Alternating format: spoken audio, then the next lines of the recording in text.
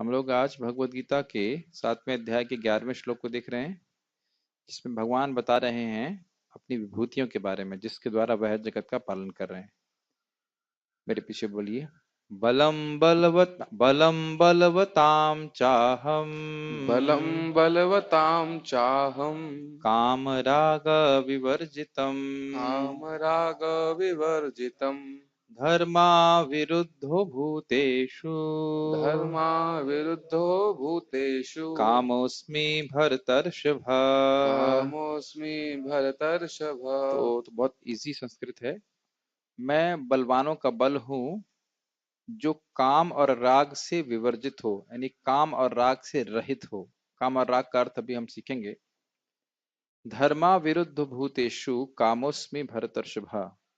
हे भरतवंशियों में श्रेष्ठ, मैं वह काम हूं जो अधर्म के विरुद्ध ना हो। जीवों में मैं वह काम हूं जो धर्म के विरुद्ध ना हो। उसका वर्णन अभी हम सुनने वाले हैं, उसको हम तभी समझेंगे। मैं बलवानों का कामनाओं तथा इच्छा से रहित बल हूं। हे भरत श्रेष्ठ अर्जुन, मैं वह काम हूं, काम अर्थात इंग्लिश में कहते हैं लस्ट, जो धर्म के विरुद्ध नहीं है। गीता भूषण टीका। काम का अर्थ है स्वजीविका आदि की अभिलाषा। राग का अर्थ है कि इच्छित वस्तु प्राप्त करने के बाद व्यक्ति अन्य और वस्तुओं को प्राप्त करने की इच्छा रखे। ये दो अर्थ समझ में आ रहे हैं? ठीक है। राग का अर्थ यह भी है कि भोग को प्राप्त करने की अति तृष्णा जो चित्त को दूषित कर देती है। ये समझ में आ रहा है? भोग वासनाएं जो चित्त को दूषित करती हैं, ये सब राग कहलाता है। जो बल काम और राग से रहित है वह व्यक्ति को अपने स्वयं नियत कर्तव्य करने में सक्षम बनाता है। तो आप बड़े स्पष्ट रूप से समझ सकते हो कि जब हमें कोई नियत कर्तव्य करने को बोला जाता है तो उसमें काम और राग के द्वारा ही विक्षेप होता है। विक्षेप मतलब व्यवधान उत्पन्न होता है। हम जानते हैं कि ये कार्य हमें करना चाहिए, लेकिन काम और राग के कारण उस कार्य को नहीं कर पाते हैं, उस कर्तव्य को पूरा नहीं कर पाते। क्या जीवन में ऐसा अनुभव होते हुए कभी नहीं देखते हम? तब होते हुए देखते हैं जब हम इंद्रिय संयम करना शुरू करते हैं। जब जानते हैं कि इंद्रिय संयम करना चाहिए, लेकिन राग रहता है, काम रहता है, इसकी वजह से व्यक्ति इंद्रिय संयम नहीं कर पाता है। तो यह शक्ति इंद्रिय संयम की जो काम और राग से विवर्जित है, ये भगवान की शक्ति है। ठीक है, कुछ कहना चाह रहे हैं प्रभु जी? माइक दीजिए प्रभु जी। प्रभु जी आप बोलते मतलब कुछ काम और राग वैसे कुछ कर्तव्य वो नहीं करते, कि मेरा समझ ऐसा था कि कुछ नहीं करना चाहिए वो करते हाँ, हैं। वही अर्थ है ना। हमें पता है कि हमें जो करना चाहिए, जो उसको नहीं कर पाते हैं किसी एक क्षण में, और जो नहीं करना चाहिए उसको कर बैठते हैं। तो यह काम और राग के द्वारा होता है। तो ऐसा बल जिसमें जो काम और राग से विवर्जित है, वह हमको शक्ति देता है कि हम अपने कर्तव्य को अपने आश्रम और वर्ण के अनुसार कर सकें, भले ही वह हम मतलब उसमें काम और राग का विक्षेप नहीं हो। ऐसा नहीं कि उसको करने में हम क्षमता प्राप्त ना हो। समझ पा रहे हैं?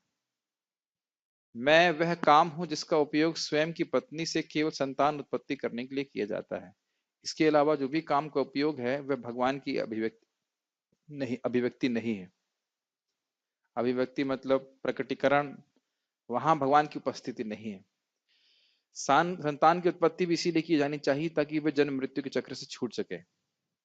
तो इसलिए ये सारी बातें भगवान की विभूति हैं, अगर कोई इसका उपयोग इस प्रकार से करता है। तात्पर्य तो बहुत आसान तात्पर्य है, पढ़ लीजिए।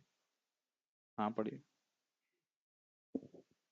तात्पर्य: बलवान पुरुष की शक्ति का उपयोग दुर्लभों हाँ, दुर्लभ हो नहीं, दुर्बलों दुर्बलों। सॉरी हाँ। दुर्बलों की रक्षा के लिए होना चाहिए, व्यक्तिगत व्यक्तिगत आक्रमण के लिए नहीं। इसी प्रकार धर्म समस्त नहीं, धर्म सम्मत। धर्म सम्मत मैथुन संतानोत्पत्ति के लिए होना चाहिए, अन्य कार्यों के लिए नहीं। अतः माता पिता का उत्तरदायित्व है कि वे अपनी संतान को कृष्ण भावना भावित तो बहुत बनाएं। इजी था, कुछ हम समझाना नहीं है। दूसरा श्लोक पढ़। हाँ, कुछ बोलना चाहते हैं प्रभु जी, माइक पे बोलिए। इसमें काम का अर्थ दो बार बताया गया है। काम कर दो बार बताया गया है। स्वजीविका आदि की अभिलाषा और दूसरा।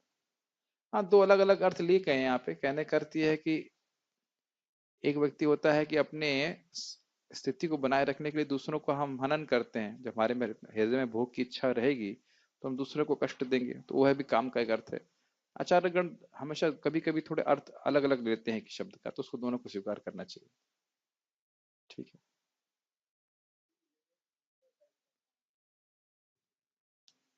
किसी को एक्सप्लॉइट करने के लिए करते हैं, जो भी राग में रहते हैं, इसके भी सोर्स तो भगवान हो गए। देखिए सभी चीज भगवान से आती है, लेकिन हम क्या ग्रहण करते हैं। अब आप शाम के टाइम दूध पियेंगे कि गोबर खाएंगे? दोनों ही गाय से आता है। तो आप कहेंगे भाई गाय गोबर से तो गाय से भी आता है, तो गोबर को तो ना घोल घोल के पीना चालू कर दें। सभी चीज के स्रोत भगवान है, लेकिन हमें अच्छी वस्तुएं ग्रहण करनी चाहिए। ठीक है ना? ये श्लोक मेरे पीछे बोलिए। ये चैव सात्विका भावा ये चैव सात्विका भावा राजसास्तामसाश्च ये मत्त राजसास्तामचाश्चते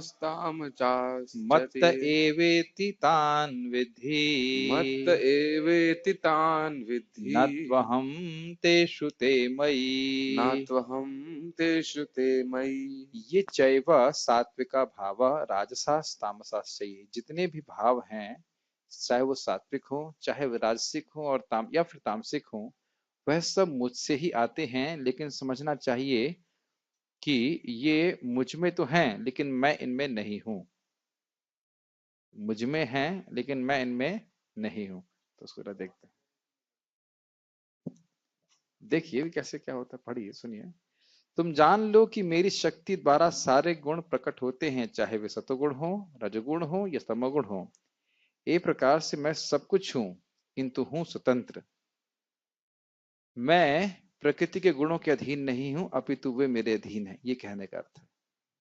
ये सारे गुण भगवान में आए हैं, भगवान से आए हैं और भगवान की इच्छा के अनुसार चलते हैं, लेकिन भगवान इनमें नहीं है, अर्थात भगवान गुणों से प्रभावित नहीं है। तो जब भगवान कृष्ण यहाँ पे आते हैं, तो व्यक्ति को यह नहीं सोचना चाहिए कि वह भी गुणों के वशीभूत होकर कार्य करते हैं।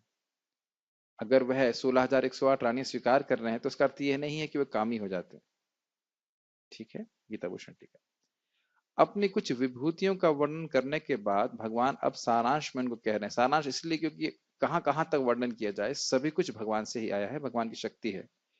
यह जानो कि सत्व, रज और तमोगुण की विभिन्न अवस्थाएं, जो विभिन्न शरीरों, इंद्रियों और इंद्रिय विषयों का कारण हैं, और जो उनमें विद्वान भी हैं, और जो मुझसे ही शक्ति प्राप्त करती हैं, वह मुझसे ही उद्भूत होती हैं। ये लाइन समझ में आ रही है? लंबी लाइन हो गई। इस जगत में हम शरीर देखते हैं, इंद्रिय देखते हैं। शरीर और इंद्रिय का अर्थ समझते हैं आप लोग, या उसमें कोई कठिनाई है? नहीं। और इंद्रिय विषय जानते हैं, रूप रसगंध स्पर्श शब्द। ये सब कहां से आ रहा है? प्रकृति के 3 गुणों से। ये समझ में आ रहा है ना? और ये गुण कहां से आ रहे हैं? भगवान से। और उन गुणों को शक्ति कौन दे रहा है? भगवान। जैसे हम जानते हैं प्रधान में सतगुण, रजगुण, तमगुण किस किस अवस्था में रहते हैं? क्या रेशियो रहता है? 1:1:1, और कोई सृष्टि नहीं होती। फिर भगवान उसमें अपनी काल शक्ति का शोभ करते हैं। शोभ अर्थात दृष्टिपात करते हैं, ऐसा समझ लीजिए। और उसके बाद गुणों का होड़ चालू हो जाती है, और फिर उसके बाद आगे सृष्टि होती है। तो उससे अन्य वस्तु में शरीर, इंद्रिय और इंद्रिय विषय प्रकट होते हैं। ये सब समझ में आ रहा है? तो पहले भी हमने बताया था, कोई मुश्किल बात नहीं है। परंतु मैं उनमें नहीं हूं, अर्थात अपनी सत्ता के लिए मैं उन पर निर्भर नहीं हूं, परंतु वे सब मुझ पर निर्भर हैं अपनी सत्ता के लिए। ये समझ में आया? अस्तित्व। भगवान का धाम में कौन सा गुण प्रचुर मात्रा में रहता है? सतोगुण या रजोगुण? कोई भी गुण नहीं रहता कोई भी गुण नहीं है। शुद्ध सत्व है, चिदात्मक है वो। तो वह स्थान पूरी तरह से गुणों से रहित है। गुण उसमें है ही नहीं, गुणों का कोई प्रवेश ही नहीं, माया का कोई प्रवेश ही नहीं है। तो इसलिए, लेकिन जो गुण है वो कहां से आ रहे हैं? भगवान की शक्ति से। तो इसलिए भगवान कह रहे हैं कि गुण मुझ में है, लेकिन मैं गुणों में नहीं हूं। अर्थात गुणों का अस्तित्व, संचालन शक्ति कहां से आता है? भगवान से। लेकिन भगवान इन गुणों के द्वारा संचालित नहीं होते। अभी तो जब इस जगत में भी आते हैं, तो भी गुणों के द्वारा संचालित नहीं होते, वे अपनी निर्गुण अवस्था को बनाए रखते हैं। ये सब समझ में आता है? बहुत इजी होगा अब तो। यस, गुण का इफेक्ट केवल भौतिक जगत में होता है। ब्रह्मलोक तक या स्वर्ग लोक में ये नहीं, ब्रह्मलोक पर्यंत गुणों का भाव होता है। ये अभी आगे वाले श्लोकों में आने वाला है, 13वें श्लोक में क्लियर हो जाएगा। आ ब्रह्म भुवनालोका पुनरावर्ति न वर्जना मामोपैत्य तो कौनते पुनर्जन्म न विद्यते। तात्पर्य पढ़िए। आप लोग कुछ अभी पढ़ा था आपने? हाँ, यस। बता।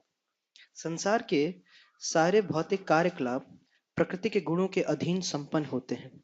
यद्यपि प्रकृति के गुण परमेश्वर कृष्ण से उद्भूत हैं, किंतु भगवान उनके अधीन नहीं होते। एक छोटी सी बात है, जैसे आप पपट शो समझते हैं ना, पपट शो, कठपुतली का शो, उसमें जो रस्सियां हैं वो दिखाई नहीं पड़ती, तो ऐसा लगता है पुतली जो है अपने आप हाथ हिला रही है, सब कुछ बोल रही है, सब कुछ कर रही है, लेकिन उसके पीछे शो को चलाने वाला एक, क्या कहेंगे उसको, नाट्यकार कह सकते हैं, नाट्यकार है जो भी है, एक आदमी है। तो उसी प्रकार से ये जो गुण है भले दिखाई नहीं पड़ते, इन गुणों का प्रभाव दिखाई पड़ता है। जैसे कोई व्यक्ति खूब सो रहा है, मैं किसी पे आक्षेप नहीं कर रहा हूँ, मैं भी सोता हूँ, कोई बड़ी बात नहीं है, तो सोना कौन सी क्रिया है? तमोगुण की। तो अब हमको तमोगुण नहीं दिखता, लेकिन तमोगुणी व्यक्ति दिखता है, या तमोगुण के प्रभाव में व्यक्ति दिखता है कि नहीं? जैसे हम लोग चेहरा जब सुबह उठने के बाद देखते हैं शीशे में तो बड़ा अजीब सा लगता है, क्यों? क्योंकि वह तमोगुण के प्रभाव में रहता है, चेहरा तो वही है, चेहरे में कोई परिवर्तन नहीं आता।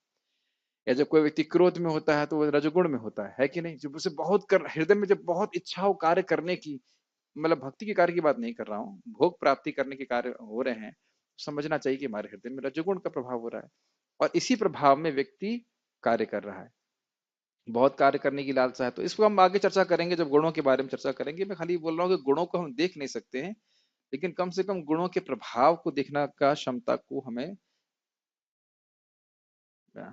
डेवलप, क्या कहेंगे हिंदी में, विकसित करना चाहिए। भले ही हम गुणों को ना देख पाए, देख भी नहीं सकते, लेकिन गुणों के प्रभाव को जरूर देखना चाहिए।